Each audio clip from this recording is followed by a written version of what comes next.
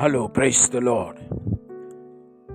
இந்த நாளுக்கான வேத வசனம் சங்கீதம் 9ஆம் அதிகாரம் 4வது வசனம். நீர் என் நியாயத்தையும் என் வழக்கையும் தீர்த்து நீதியுள்ள நியாயாதிபதியாய் சிங்காசனத்தின் மேல் வீற்றிருக்கிறீர் என்று தாவீது இந்த வார்த்தையிலே அவன் சொல்லுகிறதை பார்க்கிறோம். இயேசு ராஜாவின் இன்ப நாமத்திலே உங்களை வாழ்த்துகிறேன். அவர் நீதியின் ராஜா. அவரை யாராலும் மாற்றவே முடியாது. அவருடைய நீதியிலிருந்து குறைத்து மதிப்பிடுவதற்கோ அல்லது அவருடைய நியாயத்தை மாற்றுவதற்கோ இந்த உலகத்திலும் இந்த சர்வ லோகத்திலும் யாரும் இல்லை என்பதை நாம் விளங்கிக் கொள்ள வேண்டும். அவர் நீதியின் ராஜாவாய் இருக்கிறார்.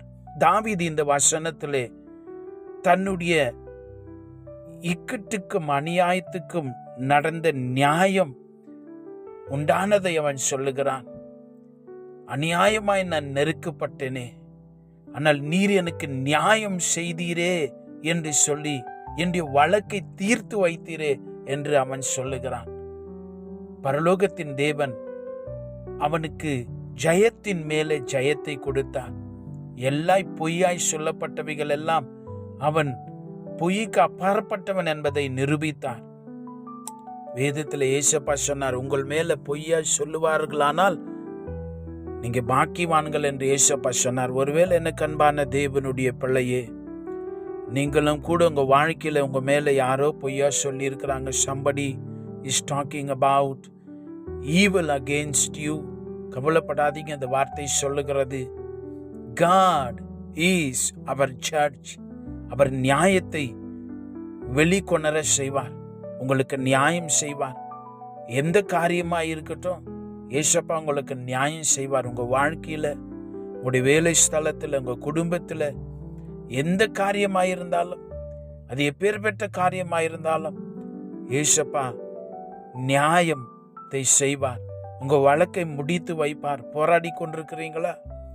God will bring you to get that success. அவர் சொல்வார், பொய் என்று அதை சொல்லுவார், உங்களுக்கு நியாயம் செய்வார். கவலைப்படாதிருங்கள். சங்கீதக்காரன் 140:12 சொல்லுகிறான், சிறுமையானவனின் வழக்கையும் எளியவர்களின் நியாயத்தையும் கர்த்தர் விசாரிப்பார் என்று அறிவேன். God is listening your cries. உங்க கண்ணீரையும் வேதனையும் தேவன் பார்த்து கொண்டிருக்கிறார். சும்மா இல்லை, உங்களுக்கு நியாயம் செய்வார். You will bring the things on the right time. கவலைப்படாதீங்க. தாவீதுக்கு நியாயம் செய்த அதே இயேசு ராஜா உங்களுக்கும் செய்வார். நாம் ஜெபிக்கலாமா? எங்களுடைய எல்லா இக்கட்டையும், எங்களுடைய நெருக்கடிகளையும், எங்களுடைய வழக்குகளையும் அறிந்திருக்கிறவரே, உமக்கு நாங்கள் நன்றி சொல்லுகிறோம். இந்த உலகத்தில் எங்களுக்கு மாமிசத்தோடும் இரத்தத்தோடும் போராட்டம் இல்லை என்று நீ சொல்லியிருக்கிறீரே ராஜா.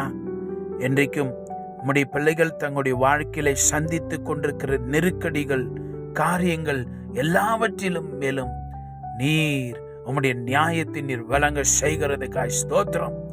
பொய்யை நீர் வெளியே கொண்டு வருகிறீர்.